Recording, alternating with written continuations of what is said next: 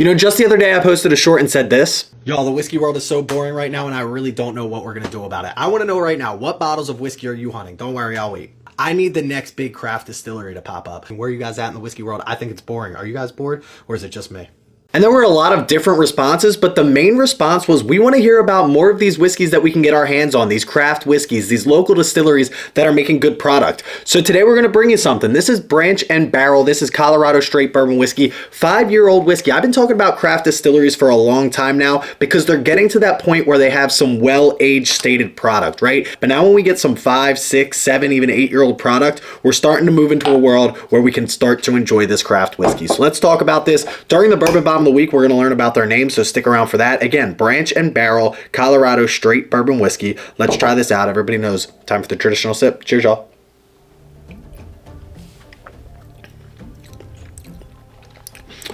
It is a craft distillery.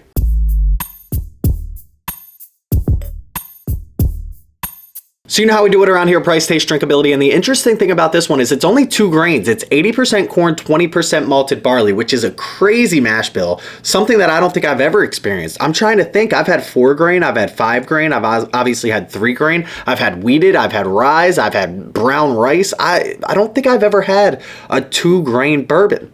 But technically it meets all of the criteria. 5 years, again, a crazy good age statement for a craft distillery. They started in 2016. Let's talk about it though. Drinkability on this is only 92 proof. How much ethanol kick on it? I'm hoping not a lot, right? I had 1 sip. Let's get into the second sip right now.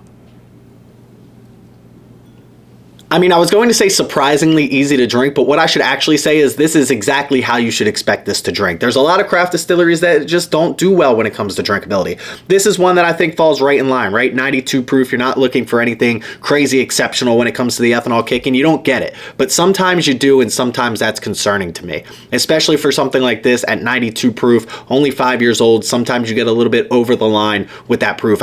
We give it a 7.0 if it drinks right at its proof. I'm not going to keep you long on this. I think this is damn near at its proof. I would maybe say 90 just because 92 kind of throws you off once in a while if I would blind this. So let's go like slightly above. Let's go like 7.04 when it comes to drinkability on this.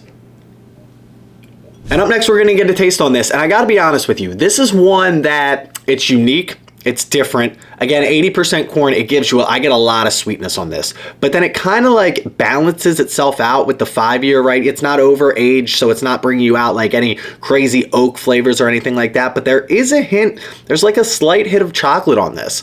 There's definitely like a fruity note on this as well. So it's like kind of right there. I would love to see what they could do with this. Maybe a little bit older. Not too much. Like I wouldn't like this, I don't think at like 12, 14 years or anything like that. But like 7, 8 years, I'm kind of curious what that time in the barrel would do. And I'm not a master blender, a master distiller by any means. It's kind of like a curiosity thing for me. It does feel like the finish on this is where it kind of falls back into that craft distillery note, that kind of, what do they call it? Like anise? Is that what they call that? I forget what that word is, but it kind of gives you like a little bit of that licoricey flavor. Just like a slight, the black licorice, just like a slight. It almost feels like, I don't think it is, but it almost feels like it could be pot still. Again, I don't think it is, but it's still very interesting when it comes to the flavor profile. It's one of those things, I don't hate it. I could see people very much like loving this bottle, loving this experience. I could also see people hating this experience and not liking it at all. I feel like I fall like kind of right in the middle, and I feel like that's a cop-out. But for me, I truly don't love it. I don't hate it. I think it's a very solid whiskey. It's not something that I think I would go out and buy without trying. But if I tried this and somebody gave this to me, I went to a party, I wouldn't be disappointed in this whiskey at all. This is one of those companies that you kind of keep in your back pocket, especially if you do barrel picks and stuff like that. I know they offer single barrels, so this is kind of when they have a high rye, they have a wheated. This is one you keep in your back pocket and you think, maybe a year, maybe 2 years from now, or maybe right now, and this is just not the one that I'm thinking about, maybe they have some special stuff kind of aging there. And that would be great to see because, again, I love when distilleries are distilling their own product. I mean, NDPs, they don't bother me the way they bother a lot of other people, but for me personally, I like seeing smaller craft distilleries move away from the sourcing world, especially in today's age where there's so much of it, and move into their own product. And I don't know if they ever used to source. I do know they never used to source with the story we're about to tell during our Bourbon Bomb of the Week. Flavor on this is going to be tough for me. Again, I think it definitely has that craft note to it, but at the end of the day, it's not off-putting by any means. You get a little bit of fruit, a little bit of spiciness on this. I think their high rye might be pretty good as well. I'm just curious what I've only had, I think, two other Colorado whiskeys. I think I've had like Ironton and Breckenridge, I think, are the only other two Colorado whiskeys that I had. So Colorado's doing something out there. They're making moves. I like that. This right here, again, not terrible, not great. For me, it kind of falls right into like expectations, which isn't a bad thing. So again, we give it a 7.0 if it's an average tasting whiskey, and I'm going to say this is above average. It definitely exceeded expectations for what I was expecting from this as a craft distillery, but it wasn't overwhelmingly good.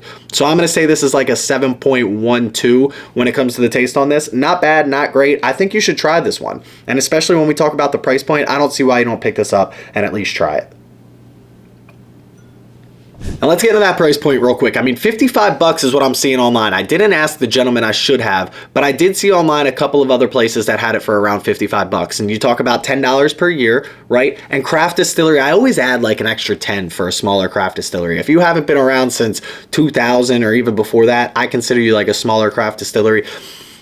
It just feels like a very fair price point for this. $55. I'm sure in Colorado it's very easy to get. They probably all over the shelves, hopefully, because this seems like a company that's putting out a decent amount of whiskey. Like they have their wheated, their high rye that I talked about. They have this, which is their flagship bourbon, and a couple other things that I saw online as well. So I'm hoping they're making a name for themselves out here. And if they're not, and you're from Colorado or from the surrounding area, I think you should go out and try it. At $55, it's one of those that aren't going to break the bank. I've seen craft distilleries put out very similar bottles and charge $75 to $90. So I think this is a very fair price point. I don't think they're price gouging, but I do think they have bills to pay. And in this industry, we've seen it recently. A lot of people are struggling to pay their bills. So hopefully this company is doing it right. They're sitting on the product the way that they should be, and they're putting out some decent product at some decent prices. And that seems like what this bottle is right here. I mean, we give it a 7.0 if it's an average tasting whiskey with average drinkability at the average price point of $75 to $90. This is average on both things and under that price point. So I think this deserves to be up closer to the 8s. I don't think it's going to be quite an 8, but like a 7.92.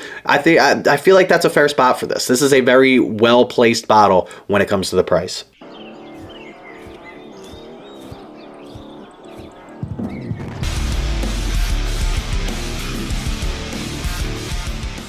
So this story, I don't normally talk about distilleries anymore because we've heard so much about them, but this story right here is just one of those stories that you can't make up. So these guys started basically out of the garage of one of the guys that owns the company, and they were aging stuff on the branches out back, which is a great story because it's called Branch and Barrel. From there, they ended up opening a distillery in 2016. They ran their own electrical, water, gas, everything that they needed. They were keeping scrap metal out of scrap yards by using that to create their stainless steel components and everything like that. It's just something they bought stuff at auction. They kept stuff out of landfills.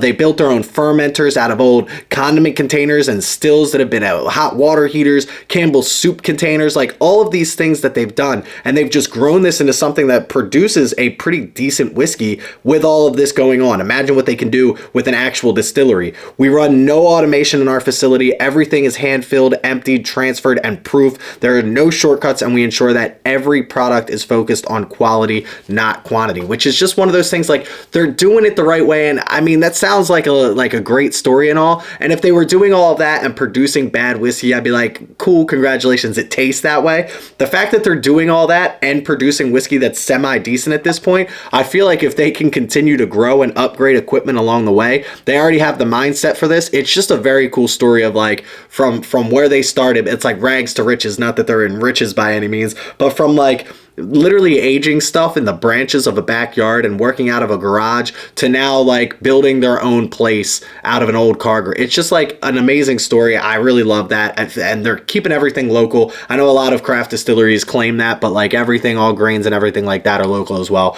So again, just a cool story by Branch and Barrel. And it's one of these companies that I'm going to continue to follow from here on out because I think they could potentially do some big stuff in the future, depending, of course, how the whiskey market in general goes. Hopefully they can keep growing themselves over there. Listen, this bottle comes in at a 7.36, and I don't think that's a bad spot for it at all. I don't know if it makes our top 10 at this point. I forget what our lowest score is. It probably doesn't, But I mean, I talked that this was right around expectations. I think this exceeds expectations, especially at the price point. And I think if you're from Colorado, or if they can expand their, I don't know how, if they ship or anything like that, but right now, if you're in Colorado and you have an opportunity to try this, I think that you should. If you're outside of Colorado and you have an opportunity to get this, or you're visiting, or you're driving through, or whatever it may happen to be, I do think this is something that I would pick up at 55 bucks. Usually when I walk into stores outside of Pennsylvania, of course, and I look for stuff, I look for a couple of things. I look for the fact that it's distilled by them, right? So small batch, aged a minimum of 5 years, Colorado straight bourbon whiskey, which tells me it's distilled in Colorado. So I know that they're not sourcing it. And it does say distilled, aged, and bottled by Branch and Barrel Distilling. So there are some companies that will still source from other companies within their state. So it doesn't always have to be Kentucky. They can source from other companies that are bigger in their state. I know some Pennsylvania companies source from other Pennsylvania companies. So it's one of those things, like, make sure they're distilling it. And if I can see that with a 5-year age statement at 55 bucks, I'm willing to pick that up almost every time. But again, it gets dicey because a lot of people try to hide the fact that they're sourcing things. Branch and Barrel, they're doing it the right way. We already talked about it during the Bourbon Bomb of the Week. So again, if you have an opportunity to pick this up, I don't see why you wouldn't. But listen, that's where I'm going to leave it for today. Make sure you check me out on Instagram at Bourbon of the Week. Go click that follow button over there. Check out our Patreon page and our Discord. Please don't drink and drive. Always drink responsibly. Stay healthy, stay happy, and stay looking for distilled, aged, and bottled by the company that makes the whiskey. Cheers, y'all.